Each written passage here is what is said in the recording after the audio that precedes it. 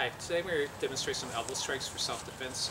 The first thing I'm going to do is demonstrate just some improvisation using some of the elbows I use. I teach 12 different elbow strikes. Then I'll demonstrate in detail 3 of the strikes, and I'll show some applications for those. So first I'm just going to isolate some of the strikes so you can kind of see how you can move through and pull with different ones.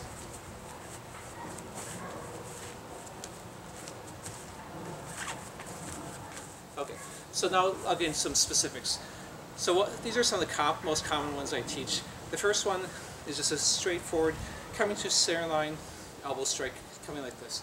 Your palm faces towards your face, kind of like you're going to be combing your hair or something. This point's the edge of the bone at the target. You're going to be striking kind of above the point of the elbow. You don't strike on the point for most elbow strikes, so you'll be striking right here. This also gives a good position to build block or strike from. So I'm here, and then I can go directly into some other action. The other hand is just a kind of guard position, ready to do something. I'll demonstrate the applications after I demonstrate all the elbows. So the second one is kind of a hooking elbow. It comes forward first. You don't want to come up in wide action. You come forward, and then it hooks in. Now the other hand is just in guard position. If you can also do it, practice just hitting your own hand as a variation.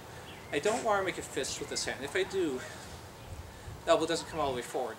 I need to turn my body then, which is okay, except exposing my back potentially, especially if I miss. So I let my hand fold over. That way I can come all the way to my center line without turning to my back. So it's like that. The third one is a downward elbow. This can be, because the defensive action just drop directly, usually towards the center line, because it's blocking strike that usually will be coming towards here.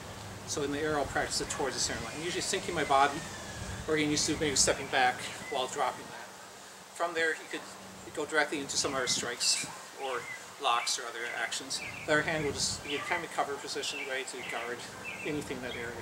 You can also kind of lift up and then drop. And that can be different heights.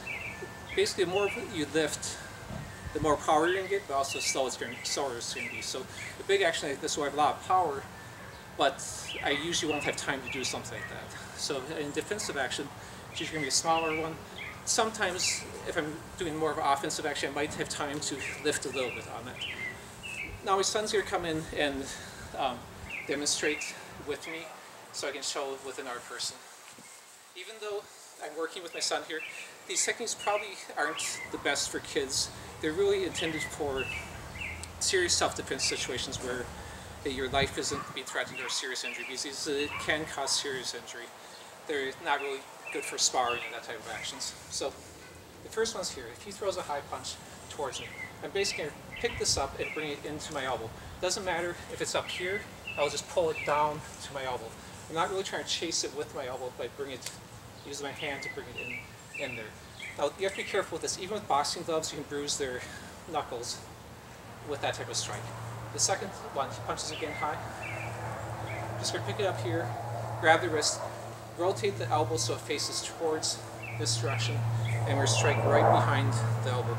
This is commonly what's called an arm break. It's actually just not breaking the bones, but it can damage the ligaments and tendons at the connection, so it can break that to keep your elbow bent. So always for safety, don't lock out your elbow, keep a slight bend in. You don't want to lock it straight. It takes very little force then to damage it. So it's here. If I want to just control it, I can just turn and apply pressure. If you want to break, you're doing a quicker striking action. Same elbow technique here. I can strike it into the solar plexus area, right below where the ribs are, where the xiphoid process is. This will contract the diaphragm, which will make it hard for them to catch their breath, and it can knock what they call knock the wind out of someone. Yeah. And the next one will be I'm taking and controlling this head and bringing it into the elbow. Doesn't matter which way I do it. I can aim at different targets: jaw, temple, cheekbone, any of those. Basically controlling and bring it into that strike. So all those were for that first strike. Obviously there's more options too. I'm going to show some of the common ones they use. For the next one, coming across, most common application that I use for that is a strike right to the mandible, the hinge, where the kind of right below the ear for the jaw. This can break the jaw. It can also, it's a very common knockout point. If you look at boxing, a lot of times the knockouts are strikes to that. So here, bring it in right here. I can support with the other hand to add force so his head can't turn away, or I can just strike it in there on that. The next one, that one that you can also strike. If he has his hands up in like a guard position, I could strike the hand or some other target with that too. Now if he punches low, I can drop it here. Usually this punch would be kind of with the hand in this position, so I'll just drop. This one you can use the point of the elbow. This is the only one I'm using the point on. And drop it right on to punch one more time low. Drop it right onto the back of their hand like that. Now, you won't usually punch with this angle because it doesn't actually line up good with the strike, so they're going to do it that way. With this same one, dropping down, so if it's a defensive action, you need to do it quick because that punch is going to come in quick. If he's coming to try and take my leg down, like a single leg takedown start, then I can drop it on the muscles next to the spine to cause them to contract, or possibly on the spine or neck itself. But be very careful. Anytime hitting the spine or neck can cause serious and possibly permanent injury. Another one for that same one, if he kicks in, I'm going to get a little lower so it's easier for him to kick. I can catch that and strike right above the knee. On this, I'm striking more at the flat part right here, behind the point. I could also, if I get it, like a wrist lock or arm bar, go for arm break by dropping down like this. And that would be another use for this, the same dropping one. There's a lot more applications. Kind of just experiment with them, and you can kind of find some of your own.